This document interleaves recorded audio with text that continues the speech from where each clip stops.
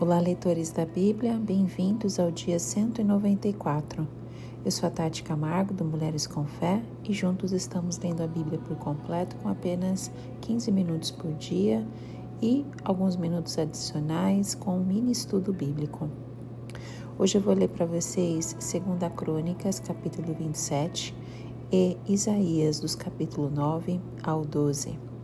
Mas antes de iniciarmos a nossa leitura, vamos fazer a nossa oração. Senhor Deus, muito obrigado pela Tua presença nas nossas vidas, muito obrigado pela oportunidade de estarmos lendo a Tua palavra, estarmos Te conhecendo mais, que possamos encontrar algo novo sobre o Senhor como nunca vimos antes, que as Tuas palavras fiquem registradas em nosso coração, em nossa mente, para que nós possamos compartilhar com outras pessoas. Em nome de Jesus, transforma as nossas vidas para a Tua honra e Tua glória, que o Teu Espírito Santo continue nos dando sabedoria, conhecimento e compreensão. Em nome de Jesus, amém. 2 Crônicas, capítulo 27. O reinado de Jotão, rei de Judá. Jotão tinha 25 anos de idade quando começou a reinar e reinou 16 anos em Jerusalém. O nome da sua mãe era Jerusa, filha de Zadok. Ele fez o que o Senhor aprova, tal como seu pai, mas ao contrário deste, não entrou no templo do Senhor. O povo, contudo, prosseguiu em suas práticas corruptas. Jotão reconstruiu a porta superior do templo do Senhor e fez amplos trabalhos no muro. Na colina de Ofel, construiu cidades nos montes de Judá, bem como fortes e torres nas matas. Jotão guerreou contra o rei dos Amonitas e o derrotou. Então os amonitas pagaram-lhe 3,5 toneladas de prata, 10.000 barris de trigo e 10.000 de cevada durante 3 anos seguidos. Jotão tornou-se cada vez mais poderoso, pois andava firmemente segundo a vontade do Senhor, o seu Deus. Os demais acontecimentos do reinado de Jotão, inclusive todas as suas guerras e suas outras realizações, estão escritos nos registros históricos dos reis de Israel e de Judá. Tinha 25 anos de idade quando começou a reinar e reinou 16 anos em Jerusalém. Jotão descansou com seus antepassados e foi sepultado na cidade de Davi. Seu filho Acás foi o seu sucessor. Isaías capítulo 9. O nascimento do príncipe da paz. Contudo, não haverá mais escuridão para os que estavam aflitos. No passado, ele humilhou a terra de Zebulon e de Naftali, mas no futuro honrará a Galileia dos gentios, o caminho do mar junto ao Jordão. O povo que caminhava em trevas viu uma grande luz. Sobre os que viviam na terra da sombra da morte raiou uma luz. Fizeste crescer a nação e aumentaste a sua alegria. Eles se alegram diante de ti como os que se regozijam na colheita, como os que exultam quando dividem os bens tomados na batalha. Pois tu destruíste o jugo que os oprimia, a canga que estava sobre os seus ombros e a vara de castigo de seu opressor, como no dia da derrota de Midian. Pois toda bota de guerreiro usada em combate, toda veste revolvida em sangue serão queimadas, como lenha no fogo, porque um menino nos nasceu, um filho nos foi dado, e o governo está sobre os seus ombros, e ele será chamado Maravilhoso, Conselheiro, Deus Poderoso, Pai Eterno, Príncipe da Paz. Ele estenderá o seu domínio e haverá paz sem fim sobre o trono de Davi e sobre o seu reino estabelecido e mantido com justiça e retidão, desde agora e para sempre. O zelo do Senhor dos Exércitos fará isso. A ira do Senhor contra Israel. O Senhor enviou uma mensagem contra Jacó e ela atingiu Israel. Todo o povo ficará sabendo, tanto Efraim como os habitantes de Samaria, que dizem com orgulho e arrogância de coração: Os tijolos caíram, mas nós reconstruiremos. Com pedras lavradas, as figueiras bravas foram derrubadas, mas nós as substituiremos por cedros. Mas o Senhor fortaleceu os adversários de Rezim para atacá-los e incitou contra eles os seus inimigos.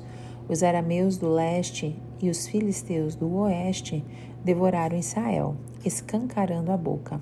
Apesar disso tudo, a ira divina não se desviou, sua mão continua erguida. Mas o povo não voltou para aquele que o feriu, nem buscou o Senhor dos exércitos. Por essa razão, o Senhor corta de Israel tanto a cabeça como a cauda, tanto a palma como o junco, num único dia. As autoridades e os homens de destaque são a cabeça. Os profetas que ensinam mentiras são a cauda. Aqueles que guiam este povo o desorientam, e aqueles que são guiados deixam-se induzir ao erro. Por isso o Senhor não terá nos jovens motivo de alegria, nem terá piedade dos órfãos e das viúvas, pois todos são hipócritas e perversos, e todos falam loucuras.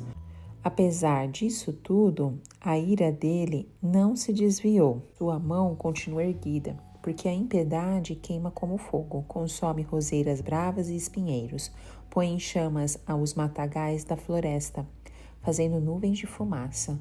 Pela ira do Senhor dos Exércitos, a terra será ressecada, e o povo será como lenha no fogo, ninguém poupará seu irmão.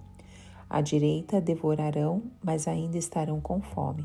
À esquerda comerão, mas não ficarão satisfeitos. Cada um comerá a carne do seu próprio irmão.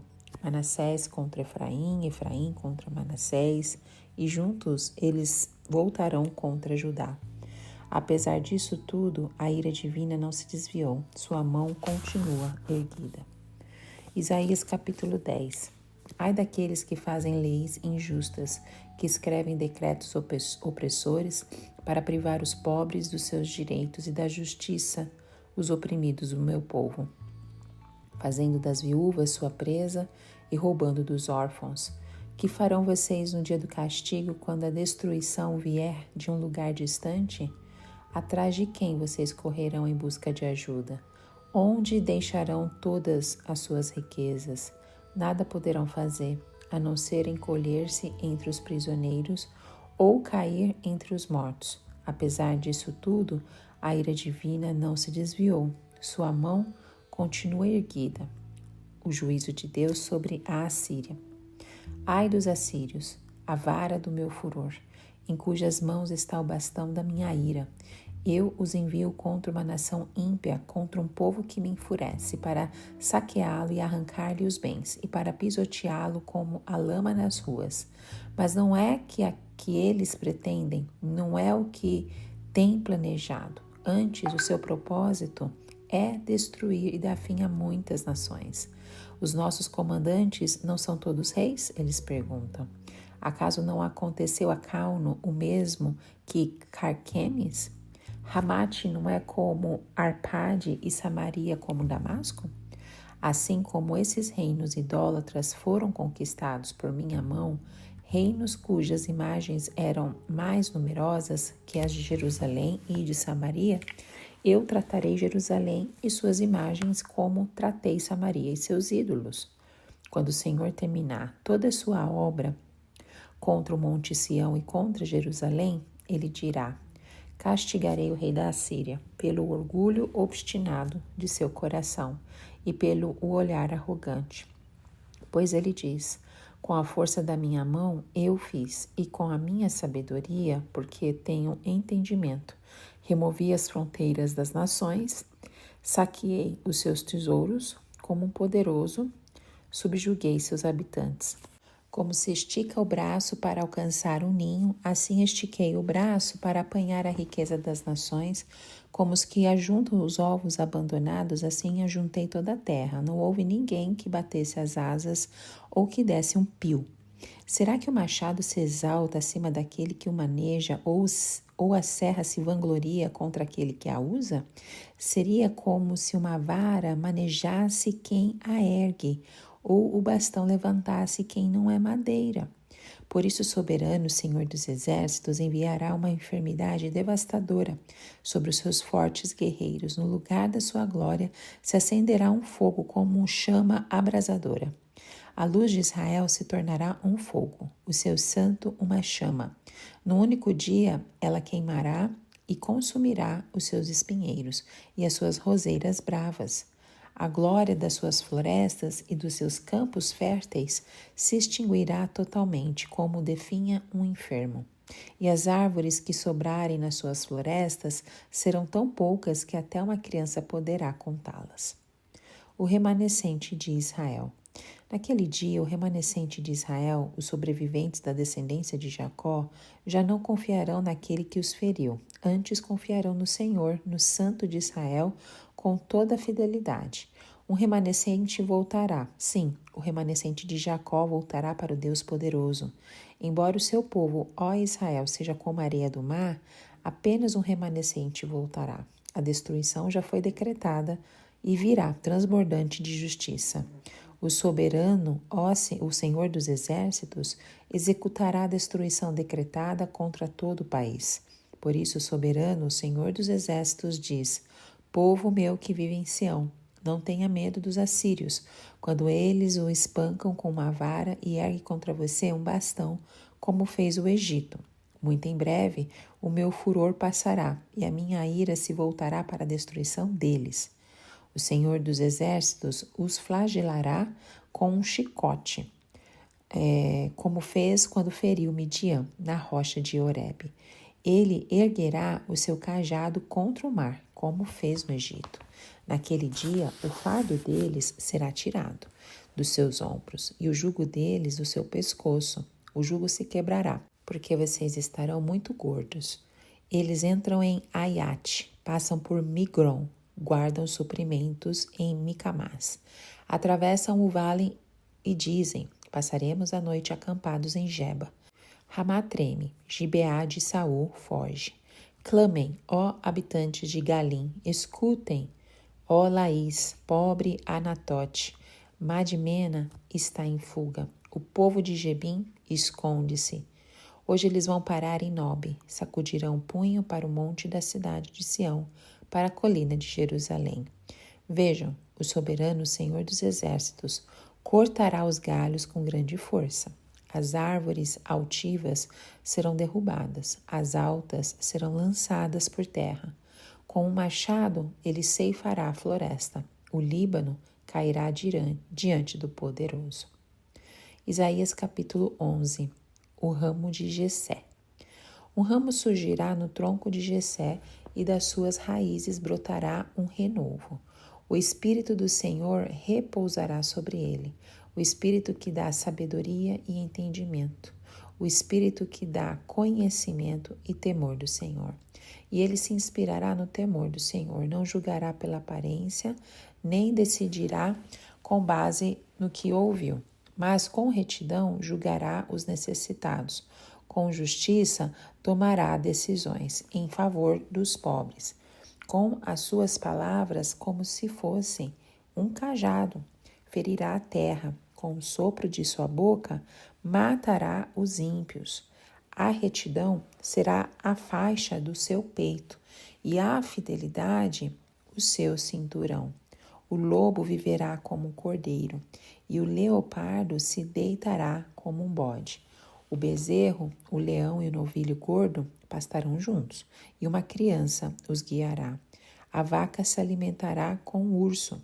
Seus filhotes se deitarão juntos, e o leão comerá palha como o boi. A criancinha brincará perto do esconderijo da cobra.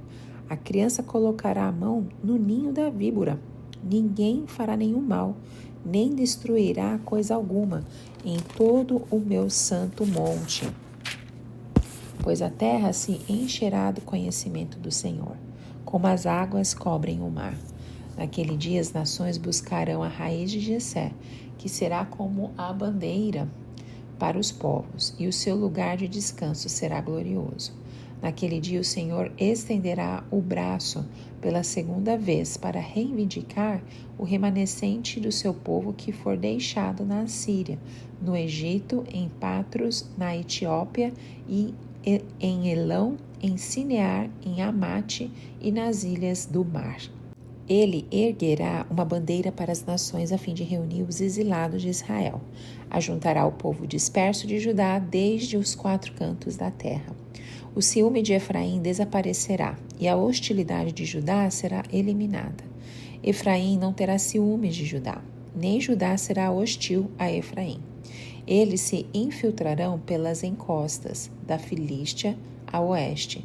Juntos saquearão o povo do leste, porão as mãos sobre Edom e Moabe, e os amonitas lhes estarão sujeitos. O Senhor fará secar o golfo do mar do Egito. Com um forte vento varrerá com a mão o Eufrates e o dividirá em 7 riachos, para que se possa atravessá-lo de sandálias. Haverá uma estrada para o remanescente do seu povo, que for deixado na Assíria, como houve para Israel, quando saiu do Egito. Isaías capítulo 12. Ação de graças.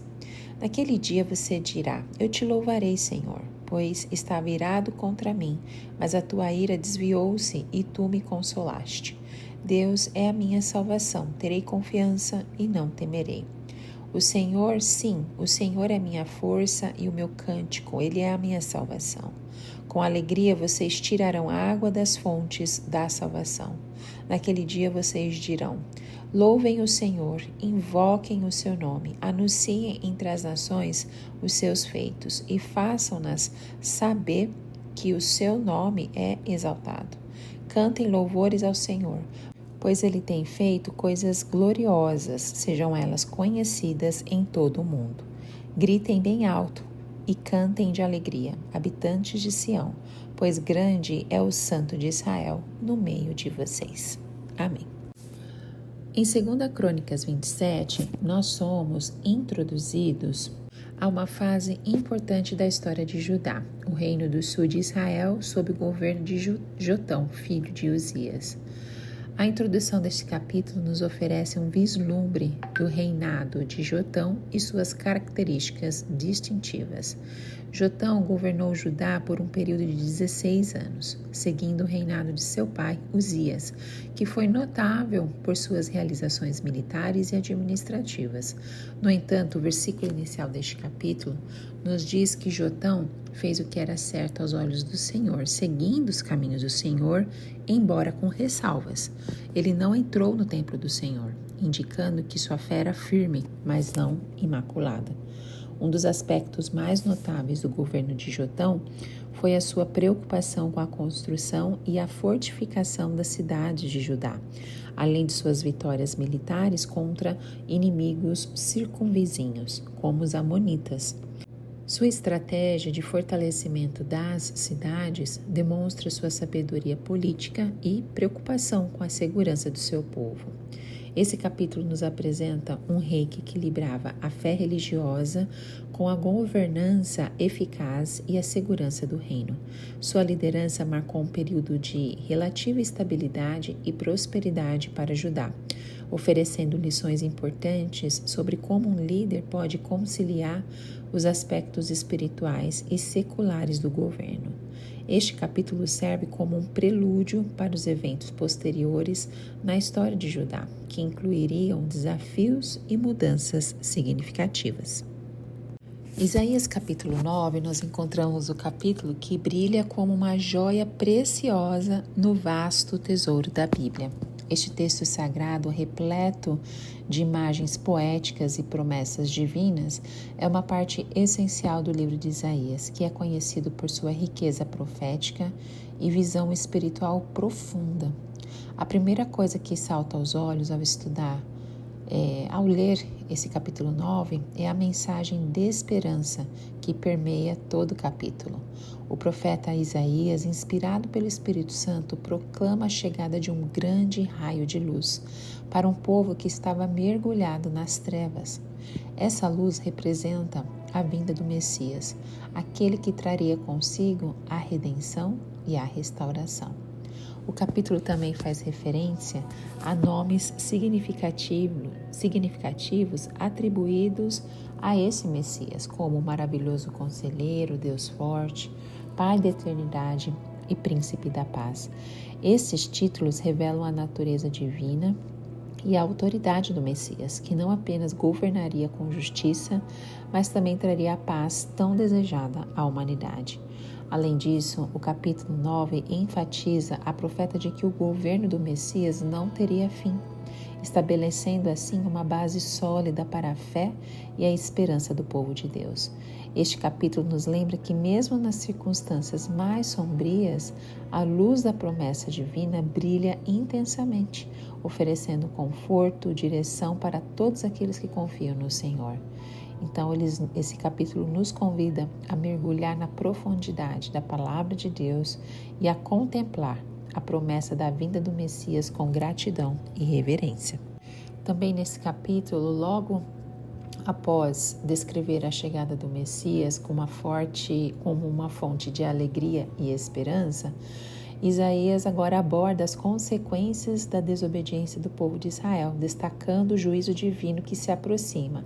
Então, o subtítulo está como o juízo de Deus, que nos alerta para a seriedade do tema abordado. Isaías não hesita em apontar as ações pecaminosas do povo de Israel e as consequências inevitáveis dessas escolhas. É importante notar que, apesar do tom pesado deste trecho, ele serve como um lembrete poderoso da justiça de Deus e do chamado à obediência. O versículo 8 nos diz assim: O Senhor enviou uma palavra contra Jacó e ela caiu em Israel. Todo o povo saberá, isto é, Efraim e os habitantes de Samaria.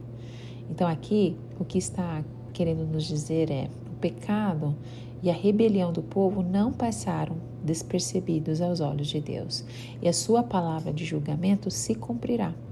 Efraim e Samaria, representando as tribos do norte de Israel, são particularmente mencionadas como alvo do juízo, devido à sua persistente desobediência.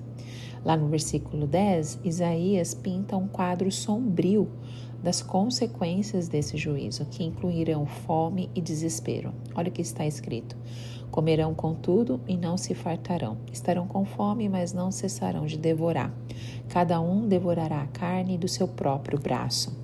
Essas palavras descrevem uma situação de desolação e sofrimento, que resultará da desobediência do povo. O versículo 11 nos mostra que, apesar do juízo que se aproxima, o povo não se arrepende. Em vez disso, eles continuam a se rebelar contra Deus e esticam a mão para prejudicar. Versículo 11 está escrito isso. Isso reflete a dureza de coração e a resistência à correção divina que frequentemente encontramos na narrativa bíblica.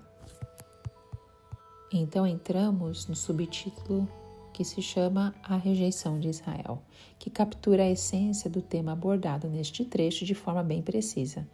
Isaías escreve a situação em que o povo de Israel se encontra, enfrentando a rejeição divina devido à sua teimosia e desobediência contínua. Os versículos 13 e 14 nos apresentam uma imagem dolorosa da condição de Israel.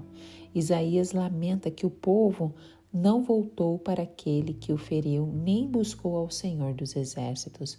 Em vez deles se arrependerem dos seus pecados e buscar a Deus em humildade, eles continuaram em sua rebeldia. Isso resultou na ira de Deus, que não pôde deixar de agir em julgamento. Lá no versículo 15, Isaías continua a descrever a consequência da rejeição, as consequências, da rejeição de Deus por parte de Israel.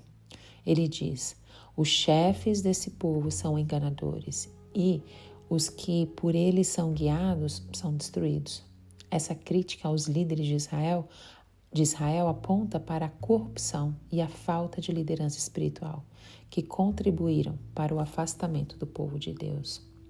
No versículo 16, destaca a reversão de papéis, que ocorre quando o povo se afasta de Deus. Por isso o Senhor não se agradou dos seus jovens e não teve compaixão dos seus órfãos, das suas viúvas, porque todos são ímpios e praticam o mal, e cada boca profere desvarios. Então aqui, Isaías ressalta a responsabilidade do povo por sua própria situação precária. Eles se afastaram de Deus e isso teve um impacto negativo, não apenas em sua própria vida espiritual, mas também na sociedade como um todo. Isaías capítulo 10 direciona sua mensagem principalmente aos líderes de Israel e à Assíria, duas potências da época. Ele descreve vividamente como a Assíria, embora tenha sido usada por Deus como instrumento de julgamento contra Israel, agiu com orgulho e crueldade excessivos, ultrapassando os limites estabelecidos por Deus. Isaías adverte sobre as consequências que aguardam a Síria por causa da sua arrogância e injustiça. Além disso, Isaías também aponta para a soberania de Deus sobre todas as nações, destacando que ele é quem direciona a história de acordo com seus propósitos. Esse capítulo nos lembra da importância da humildade e da obediência aos mandamentos divinos, além de reforçar a ideia de que, mesmo em tempo de adversidade, podemos confiar que Deus está no controle. Nos oferece também um vislumbre cativante da interação entre as nações e o Deus soberano, ao mesmo tempo em que nos recorda as necessidades de submissão e justiça em nossas ações. É um capítulo que nos convida a refletir sobre as lições imutáveis contidas na palavra de Deus. Bom, bem no começo tem essa advertência, contra a injustiça dos líderes e nos convidando a refletir sobre o papel crucial da liderança na sociedade e as implicações da falta de integridade nos governantes. Então, nós vemos ali logo no versículo 1 a censura aos que promulgam as leis injustas, Então, o profeta Isaías, ele começa essa advertência apontando diretamente para os líderes de Israel. Ele os censura por promulgarem leis injustas, destacando a responsabilidade que recai sobre aqueles que detêm o poder de legislar e governar. Também é falado sobre o julgamento sobre aqueles que exploram os fracos. Isaías continua a condenar aqueles que exploram os fracos e oprimidos. Os líderes deveriam ser guardiões do bem-estar de todos, mas ao contrário, eles estavam agindo de forma egoísta. Também fala sobre o clamor do oprimido, chegando aos ouvidos de Deus. Então, nesta parte da advertência do profeta Isaías, ele enfatiza que o clamor dos oprimidos não passa despercebido por Deus. Então, ele retrata uma imagem poderosa de um Deus atento aos sofrimentos daqueles que são vítimas de injustiça. E depois nós entramos na narrativa da Síria como um instrumento de juízo divino, nos revelando uma compreensão intrigante da maneira como Deus utiliza nações e impérios para cumprir os seus propósitos. Então, nós vemos aqui o papel designado à Síria como vara de Deus. Então, o que seria isso? O profeta Isaías, ele começa enfatizando o papel específico que a Assíria desempenhou na história de Israel como uma vara de Deus. Em outras palavras, a Assíria foi escolhida por Deus como um instrumento para executar seus juízos e correções sobre o povo de Israel. Então, essa ideia pode parecer surpreendente à primeira vista, pois geralmente associamos Deus apenas com bênçãos e proteção.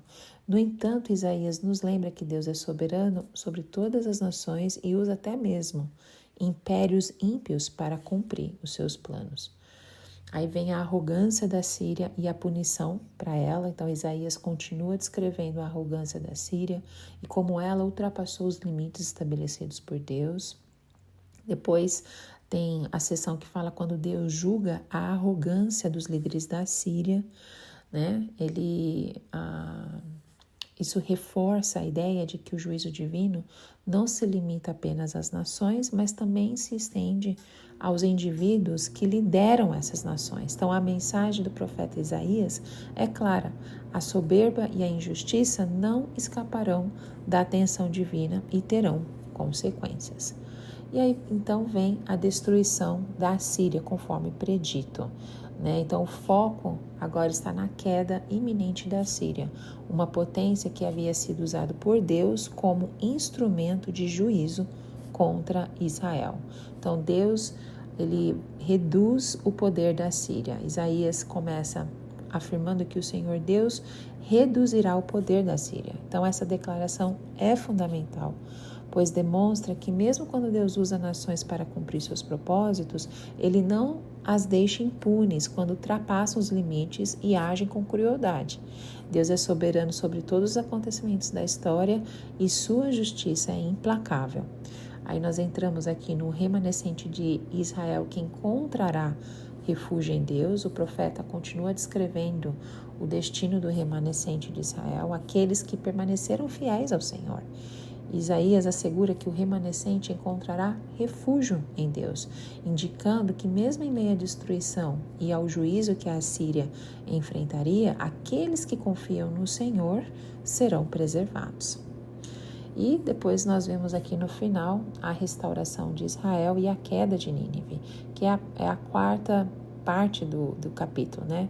Nós encontramos uma virada, né, emocionante na narrativa, focando na restauração de Israel e na queda de Nínive, sobre o título A Restauração de Israel e a Queda de Nínive, e que representa um ponto crucial na mensagem do profeta, trazendo esperança e redenção após a advertência e a predição do juízo divino.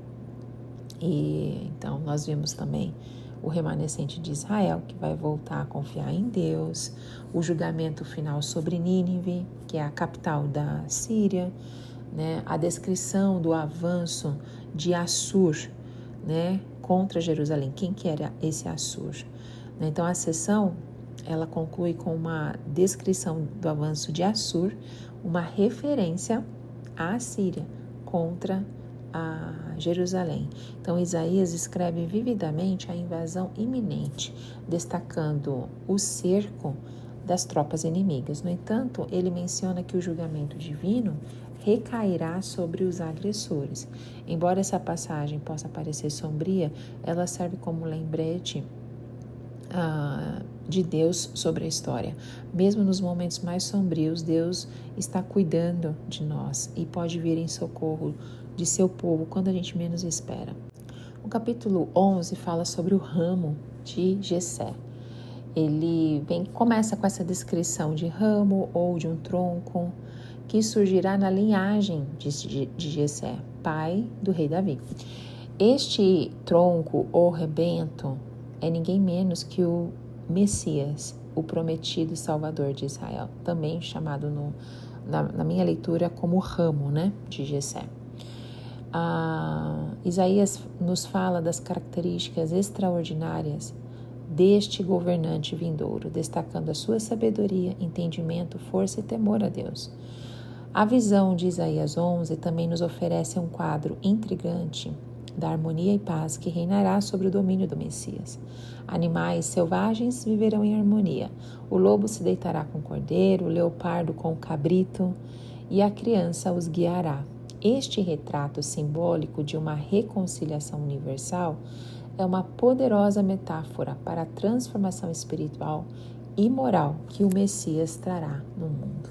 Em resumo, esse capítulo nos convida a contemplar a promessa de um futuro luminoso, onde a justiça, a paz, a retidão prevalecerão. É um capítulo que nos lembra que, apesar das adversidades do presente, há sempre uma esperança radiante no horizonte e que a promessa de redenção, ela é eterna. Só para a gente se aprofundar um pouquinho mais na paz do reino messiânico, nesse capítulo 11, nós fomos agraciados com uma visão cativante da paz e a harmonia que caracterizará o reino messiânico. É um quadro poético e inspirador que nos faz ansiar por um mundo onde a natureza e a humanidade coexistam em perfeita tranquilidade. E nos orienta para o cerne da mensagem deste trecho em Isaías capítulo 11, e nos revela que o advento do Messias trará não apenas a justiça e sabedoria, como discutido anteriormente, nos capítulos anteriores, mas também uma profunda transformação na relação entre todas as formas de vida, né? E isso é lindo da gente ler, traz uma esperança e realmente uma paz para nossas vidas, né? Mesmo na adversidade que vivemos hoje. Essa visão de paz e harmonia não é apenas um ideal inalcançável, mas é uma promessa. Ela nos lembra que apesar das divisões e conflitos que assolam o mundo, há uma esperança radiante no horizonte. Então, o Messias é a encarnação da paz e sua vinda é o cumprimento dessa promessa. É importante a gente destacar também, nesse capítulo 11, dos versículos 13 a 16, fala da remoção dos inimigos de Israel, né? É uma imagem de triunfo e restauração, onde a soberania do Messias se manifesta plenamente na proteção e na união do povo de Deus. Então, quando a Bíblia nos relata sobre a remoção dos inimigos de Israel, destaca a promessa de que o Messias não apenas trará paz e unidade, como discutido anteriormente, como nós lemos anteriormente, desculpa o barulho, mas também removerá todos os obstáculos que ameaçam a segurança e a prosperidade de Israel. Então, no versículo 13, começa com a afirmação de que a inveja de Efraim cessará. Esta é uma referência à rivalidade histórica entre as tribos de Efraim e Judá, que muitas vezes resultou em conflitos e divisões. Sob a soberania do Messias, essa inveja será dissipada e a reconciliação prevalecerá. É um lembrete de que o Messias é o agente da cura e da restauração das relações humanas. A profecia continua com a promessa de que os adversários de Judá serão eliminados. Isso aponta para a derrota dos inimigos de Israel, simbolizando a proteção divina que o Messias proporcionará ao seu povo. Ele é o defensor de Israel e nenhum adversário poderá prevalecer contra ele. No versículo 15, descreve a passagem de Israel através do rio Eufrates como uma segunda redenção, semelhante àquela que ocorreu na época do êxodo do Egito. Essa imagem poética nos lembra que o Messias é o grande libertador, aquele que conduz o seu povo para fora da escravidão espiritual e física. E Isaías capítulo 12, o último capítulo deste áudio, tem somente 6 versículos. É uma joia reluzente de gratidão e celebração da salvação divina.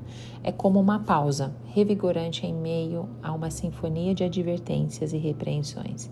Esse capítulo nos convida a contemplar a alegria da redenção, enquanto o profeta exalta a grandeza de Deus como um cântico de louvor. Ele proclama que Deus é a sua salvação e fortaleza, um motivo de confiança e coragem. O capítulo retrata uma visão de um povo que, apesar de enfrentar desafios e adversidades, encontra conforto na promessa do Senhor de que Ele é a fonte da sua salvação e refúgio. Este capítulo serve como um lembrete de que, mesmo nas horas mais sombrias das nossas vidas, podemos encontrar conforto e alegria na presença e na promessa de Deus. Isaías capítulo 12 nos convida a celebrar a fidelidade de Deus e a entoar cânticos de agradecimento por sua salvação. É uma breve, mas poderosa declaração da grandeza do amor de Deus, que ilumina o nosso caminho e nos encoraja a confiar nele plenamente.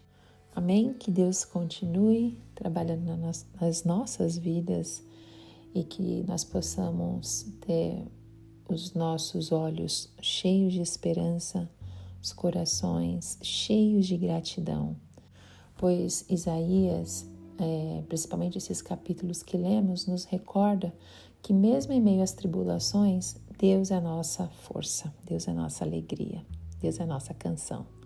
Que Ele te abençoe e te encontro no próximo áudio. Tchau, tchau!